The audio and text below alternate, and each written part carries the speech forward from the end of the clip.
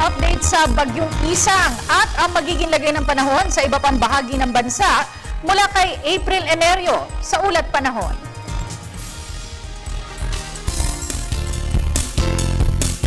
Salamat, Miss Cathy. Sa ating balita, bagamat nananatili pa rin sa Tropical Depression category, itong si Bagyong Isang bahagya pa rin lumakas ang taglay nitong hangin habang kumikilos papalapit sa may bandang Isabela, Cagayan. Para sa detalye, kasama natin ngayon si Pag-asa Weather Forecaster Alvin Pura. Magandang gabi, Alvin. Ano nang update kay Bagyong Isang at saan nakataas ang mga public storm warning signals?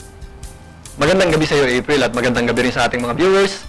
Sa ngayon nga po, itong ating bagyong si Isang ay bahagya pong lumakas at bahagya rin pong bumilis. Kanina pong alas 4 ng umaga, ng hapon po, ito pong ating bagyong si Isang ay tinatayang nasa layong 230 kilometers hilagang silangan po ng Baler, Aurora. Ito po ay may lakas na hangin na umabot sa 55 kilometers per hour at kumikilos pahilagang kanluran sa bilis na 50 kilometers per hour.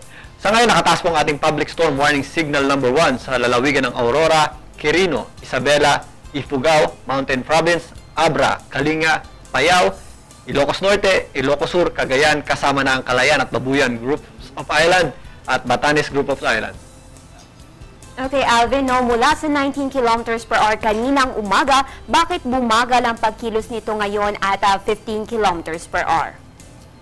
Actually, pag ganito pong tropical depression pa lamang or mahinang bagyo pa lamang yung ating bagyo, medyo erratic pa po ang kanyang movement at iba-iba rin ang kanyang posisyon. Kung mapapansin nyo, si Waning ay medyo behave at tuloy-tuloy na 20 kilometers per hour dahil malakas po siyang bagyo. At bukod pa dyan, meron nga po tayong habagat at yung ating tinatawag na tropical upper tropospheric trough or yung ating cold core low o yung ating low pressure sa matataas na bahagi po ng ating atmosphere. Yun din ang isang dahilan para upang lumakas itong ating bagyong si Isang. Okay, at base din sa inyong analysis, inaasahan magla-landfall itong si Bagyong Isang. Sa ang bahagi naman sa ulalawigan, inaasahan tatama ang naturang bagyo. Kung hindi nagbago si Isang sa kanyang kasalukuyang bilis na kilometers per hour at pagpatuloy ang kanyang tinatahak na landas na hilagang kanluran, ito po ay inaasahan natin na mag-landfall dito po sa area ng Isabela or Cagayan area mamaya pong alas 2 ng madaling araw. At dahil kasulukuyan pa rin ito nasa karagatan, bago ito mag-landfall, inaasahan ba natin na lalakas pa ito sa tropical storm category?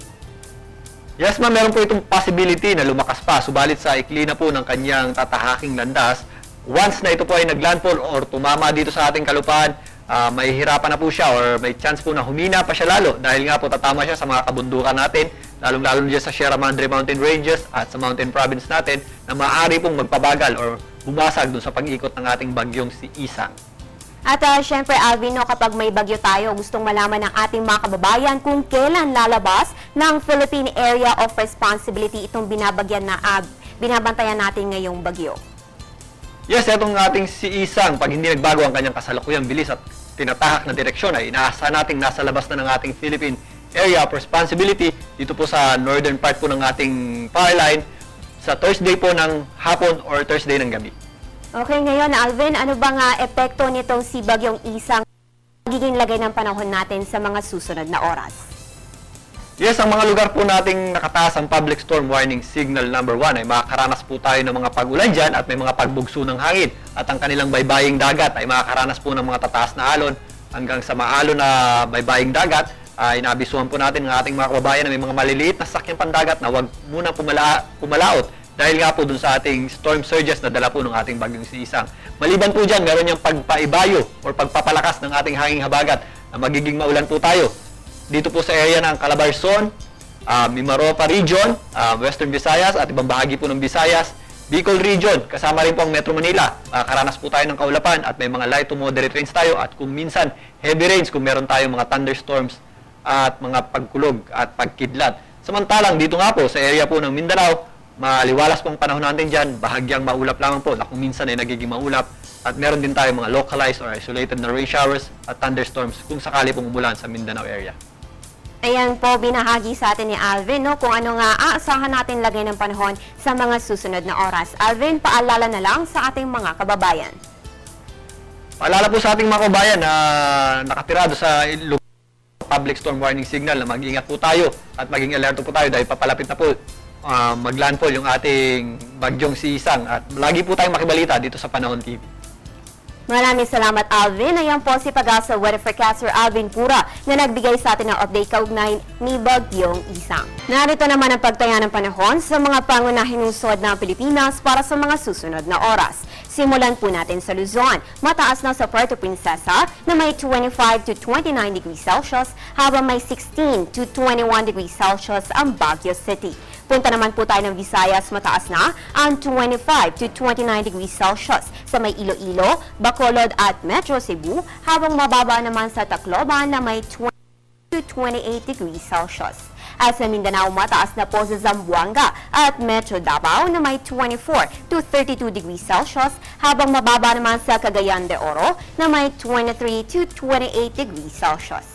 At para naman bukas, sisikat ang araw alas 5:35 ng umaga at lulubog alas 6:29 ng gabi. Patuloy ang ating pagmomonitor sa ikasyam na bagyo ngayong taon at ang ikalawang bagyo ngayong July na si Bagyong Isang. Para lagi ka updated sa ating panahon first thing in the morning, ugaling tumutok sa PTV alas 5 ng umaga para sa nangungunang programa naghahatid ng weather updates ang Panahon TV. You can also follow us on Twitter, like us on Facebook at bisitahin ang aming website. At yan ang pinakahuling balita mula dito sa Pag-asa DOST. Ako po ang Weather Girl April Enerio para sa Telebisyon ng Bayan. Balik sa'yo, Miss Cathy. Maraming salamat, April!